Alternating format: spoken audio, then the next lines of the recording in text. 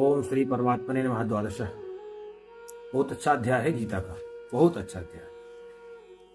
इस अध्याय में भगवान बताते हैं कौन कौन सा भक्त मुझको प्रिय है, किस तरह का। गीता की एक बहुत बड़ी विशेषता यह है, इसमें कोई चमत्कार नहीं है। इसमें यही बताया जाता है भैया जितना तुम करोगे उसके बदले में तुम ले लो, बस करना आपको है, मैं तैयार बैठा हूं देने के लिए, करना आपको पड़ेगा। कोई चमत्कार नहीं है। देखिएगा भगवान जो भी निर्देश करेंगे वो कहेंगे भैया करोगे तुम फल मुझसे ले लो, ये करो ये मिल जाएगा। भाई कुछ जादू होने वाला नहीं।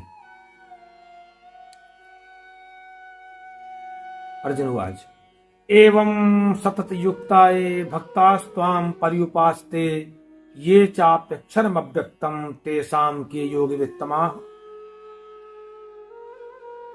अर्जुन ने पूछा कि नारायण आप ये बताइए सर्वश्रेष्ठ योग को जानने वाले लोग कौन हैं? हम किनको माने ये योग में बहुत दक्ष हैं, योग में कुशल हैं, योग वेत्ता हैं। दो तरह के लोग होते हैं। एक तो कहते हैं एवं सतत युक्ता भक्तास्त्वां पर्युपास्ते, एक अनन्य प्रेमी जो होते हैं वो, जैसे कि पहले आपने बताया है, सतत युक्ता निरंतर आपसे जुड़ करके, निरंतर आपके भजन में ध्यान में तत्पर रह करके त्वाम माने आपको सगुण रूप से उपासना करते हैं, साकार रूप से आपकी उपासना करते हैं। और कुछ लोग ऐसे होते हैं जो अक्षरम अव्यक्तम परिवास्ते, जो निराकार रूप से आपका भजन करते हैं। उनमें से दोनों में से कौन उत्तम योगी कहे जाते हैं? भगवान कहते हैं मैया वेश मनो ये माम नित्य युक्ता उपास्ते श्रद्धया पर्योपेतास्ते में युक्त तमामता। भगवान कहते हैं दोनों ठीक है अपनी जगह। कहते हैं मई मना आवेश्य, जो व्यक्ति जो भक्त अपने मन को मुझ में प्रवेश करके, अपने मन को मुझसे जोड़ करके, बिल्कुल मुझ में प्रविष्ट करके, माने जो कुछ हो रहा है वो सोचे जो कुछ है वो भगवान का मन है। प्रत्येक परिस्थिति को सामान्य मानते हुए, प्रत्येक परिस्थिति को ये मानते हुए कि भगवान का मन है, तब हो जाता है। पूर्ण शरणागति का ही परिभाषा होती है। तो कहते हैं मैया वेश मनो ये माम, जो मुझ में अपने मन को आविष्ट करके नित्य युक्ता स्थायी रूप से मेरे भजन और ध्यान में लगे हुए मेरी उपासना करते हैं, लेकिन श्रद्धा के साथ, श्रद्धया पर्योपे साकार रूप से मेरा भजन करते हैं। कहते हैं वे में ऐसे जो साकार रूप से मेरा भजन करते हैं ना, कहते हैं मैं युक्त तमामता, ऐसे ऐसे योगियों को मैं उत्तम योगी मानता हूं।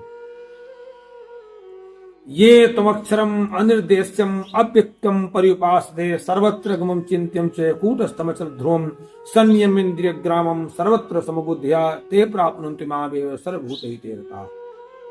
भगवान कहते हैं कि कुछ लोग ऐसे भी होते हैं जो सभी प्राणियों में, सब में मुझको देखते रहते हैं और निराकार भाव से मेरा पूजन करते हैं, मेरा भजन करते हैं। लेकिन कहते हैं उनको यहां से शुरू करना पड़ेगा।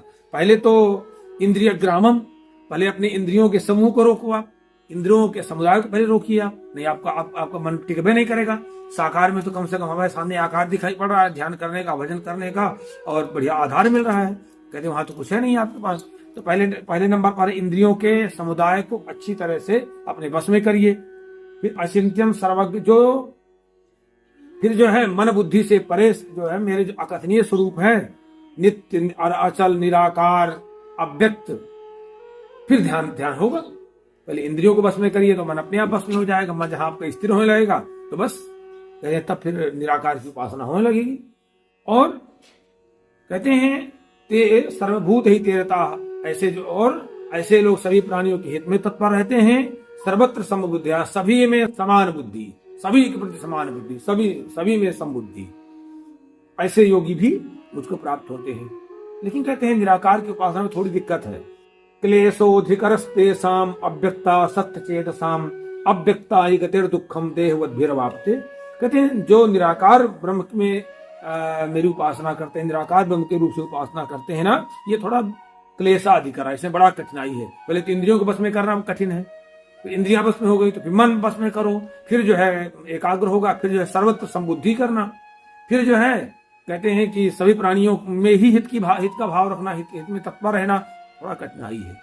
वो कहते हैं जो निराकार साकार रूप से भजन करते हैं उनका चकाचक ध्यान भजन में लगे रहते हैं, धीरे धीरे इंद्रियां बस में आ जाती हैं, धीरे धीरे मन में बस में आ जाता है, धीरे धीरे सब बुद्धि उसकी समबुद्धि हो जाती है और सभी प्राणियों के कल्याण की भावना वो करने लगता है। कहते हैं इसमें थोड़ा कठिनाई है निराकार में। क्लेशोधिकरस्ते साम अव्यक्ता सत्य साम, जो निराकार ब्रह्म में आसक्त चित्त हो करके उनमें कहते हैं थोड़ा क्लेश है क्योंकि देवद्भि जो देहधारियों के लिए द्वारा ये अव्यक्ता गति दुखम भावते, अव्यक्त विषय गति दुख पूर्वक प्राप्त की जाती है। देहधारियों के लिए, सामान्य व्यक्ति के लिए, जो देहाभिमानी लोग हैं, जिन्हें अपने शरीर की भी चिंता, देहाभिमानी उसे कहते हैं जो अपने शरीर का अभिमान लेके चलते, शरीर की बहुत चिंता रहती है, मेरा ऐसा हो गया शरीर, दिन भर निरखते रहते, शरीर के ही बनावट में लगे रहते, शरीर की चिंता बहुत रहती है, कहते हैं उनको। ऐसे देह भी अव्यक्ता जो देहाभिमानी लोग हैं उनको अव्यक्ता गति दुखम, अव्यक्त विषय व निराकार की जो उपासना है थोड़ा उसके लिए बहुत कठिन है, थोड़ा कठिन है।